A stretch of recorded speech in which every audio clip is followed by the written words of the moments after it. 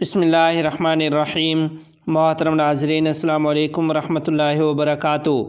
قائد جمعیت حضرت مولانا فضل الرحمان صاحب دامت برکاتہم العالیہ افغانستان پہنچ گئے۔ تفصیلات کے مطابق افغان صحافیوں کا کہنا ہے کہ جمعیت علماء اسلام کے سربراہ حضرت مولانا فضل الرحمان صاحب دامت برکاتہم العالیہ کی قیادت میں پارٹی رہنماؤں کا ایک وفد کابل پہنچ گیا ہے۔ دارالحکومت کابل پہنچنے کے بعد جمعیت علماء اسلام کے سربراہ مولانا فضل الرحمان صاحب دامت برکاتہم العالیہ نے امارت اسلامیہ افغانستان کے نائب وزیر اعظم مولوی عبدالکبیر حفظہ اللہ سے ملاقات کی ہے۔ اس سے پہلے جمعیت علماء اسلام کے ترجمان اسلم غوری کا کہنا تھا کہ مولانا فضل الرحمان صاحب دامت برکاتہم العالیہ افغان حکومت کی خصوصی دعوت پر افغانستان کا دورہ کر رہے ہیں۔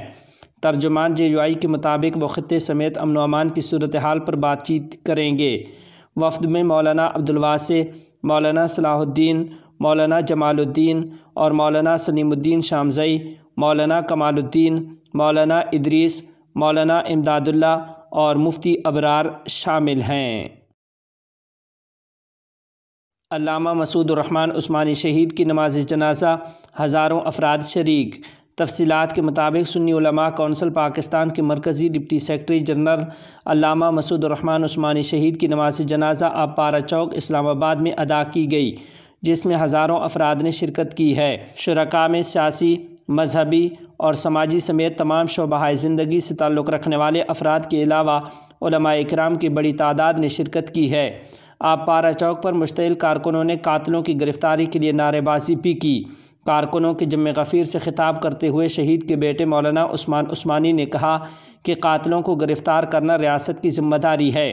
انہوں نے کہا کہ والد نے صحابہ اکرام رضوان اللہ علیہم اجمعین کی عظمت و ناموس کے لیے جان دی ہے، جو باعث سعادت ہے۔ سنی علماء کونسل کے سربراہ مولانا لدھیانوی نے کہا کہ قاتلوں کو گرفتار نہ کیا گیا تو امن و امان کی خرابی کی تمام تر ذمہ داری حکومت پر عائد ہوگی۔ شہید کی نماز جنازہ ان کی وصیت کے مطابق ان کے بھائی مولانا خلیل الرحمان نے پڑھائی، جس کے بعد جسد خاکی کو تدفین کے لیے آبائی علاقے گجر خان روانہ کر دیا گیا، جہاں انہیں سپرد خاک کر دیا گیا۔ شہید کے جنازے میں مولانا اورنگزیب فاروقی، مولانا عبدالخالق رحمانی، مولانا عبداللہ شاہ مظہر، مولانا قاضی عبدالرشید، مولانا ظہور احمد علوی، مولانا عبدالعزیز، مولانا معاویہ اعظم، ملک مسعد جاوید ایڈوکیٹ اور مولانا عبدالوحید جلالی سمیت دیگر شامل تھے۔ علاوہ ازیں علامہ مسعود الرحمان عثمانی پر حملے کی CCTV فوٹیج منظر عام پر آ گئی، جس میں دیکھا جا سکتا ہے کہ مولانا مسعود الرحمان عثمانی کی گاڑی غوری ٹاؤن سے گزر رہی ہے کہ دو موٹر سائیکل سوار دہشت گرد آئے اور بھرے بازار میں ان کی گاڑی پر اندھا دھند فائرنگ کر دی اور بآسانی فرار ہو گئے۔ اس موقع پر فائرنگ سے افراتفری مچ گئی اور لوگ خود کو بچانے کے لیے ادھر ادھر بھاگنے لگے۔ انتظامی کمیشن کے اجلاس میں مختلف امور کے متعلق ضروری فیصلے کیے گئے۔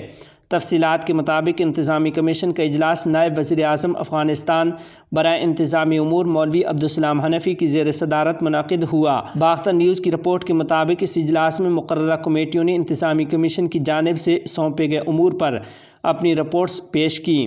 نیز وزارت داخلہ اور ٹیکنیکل اینڈ ووکیشنل ایجوکیشن ادارے سے متعلق موضوعات پر جامع بحث اور اس کے بعد ضروری فیصلے کیے گئے ہیں۔ اجلاس کے اختتام پر محنت و سماجی امور، شہداء و معذورین سے متعلق امور، وزارت معدنیات و petroleum, chamber of commerce and investment اور منی چینجرز یونین سے متعلق امور کا مزید جائزہ لینے کے لیے الگ الگ کمیٹیوں کو ٹاسک دیا گیا کہ وہ انتظامی کمیشن کے اگلے اجلاس میں اپنی رپورٹ پیش کریں۔ کابل میں دھماکہ، 16 افراد شہید اور زخمی۔ تفصیلات کے مطابق کابل پولیس کے ترجمان خالد زدران کا کہنا ہے کہ شام کابل کے علاقے دشت برچی میں ایک گاڑی میں دھماکہ ہوا جس میں 2 شہری شہید اور 14 زخمی ہوئے۔ خالد زدران نے مزید کہا کہ زخمیوں کو ہسپتال لے جایا گیا ہے اور پولیس واقعے کی تفتیش کر رہی ہے۔ اسرائیلی حکومت میں شدید اختلافات پھوٹ پڑے۔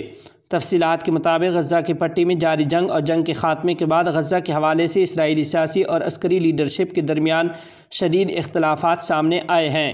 گزشتہ روز اسرائیل کے سینئر وزراء، آرمی چیف اور انٹیلیجنس اداروں کے سربراہان پر مشتمل اجلاس تلخ کلامی کے بعد ملتوی کر دیا گیا۔ اسرائیل کی عبرانی TV چینل 12 نے بتایا کہ اجلاس کے دوران وزیر اعظم نیتن یاہو، آرمی چیف وزیر دفاع، موساد کے چیف اور داخلی سلامتی کے وزیر کے درمیان سخت جملوں کا تبادلہ ہوا۔ فوجی رہنماؤں کے ساتھ سینئر اسرائیلی وزراء کی ملاقات کا مقصد جنگ کے خاتمے کے بعد غزہ کی پٹی کے انتظام کے منصوبوں پر تبادلہ خیال کرنا تھا، جس میں متعدد وزراء اور افسروں کے درمیان شدید تلخ کلامی، افراتفری اور زبردست غم و غصے کا اظہار کیا گیا۔ اسرائیلی میڈیا کے مطابق مذکورہ اجلاس میں افراتفری کی کیفیت اس وقت دیکھی گئی جب دائیں بازو کے متعدد وزراء، خاص طور پر وزیر اعظم نیتن یاہو نے اسرائیلی آرمی چیف پر پرتشدد تنقید کی۔ انہوں نے گزشتہ 7 اکتوبر کو ہونے والی سیکورٹی کی ناکامی کی وجوہات کی تحقیقات کے لیے آرمی چیف سے بھی باز پرس کا مطالبہ کیا اور سیکورٹی اداروں کو حماس کے حملوں کو روکنے میں ناکامی کا ذمہ دار ٹھہرایا۔ دریں اثنا باخبر ذرائع نے اطلاع دی ہے کہ مسالم نے پوچھا کہ ہمیں اب تحقیقات کی ضرورت کیوں ہے؟ یہ قدم فوج کو جنگ جیتنے میں مصروف کرنے کی بجائے دفاعی پوزیشن میں ڈال دے گا۔ اسرائیلی میڈیا کے مطابق شدید اختلافات کے بعد حکومتی کابینہ کا اجلاس ختم کر دیا گیا اور نئے اجلاس کی تاریخ بھی نہیں دی گئی ہے۔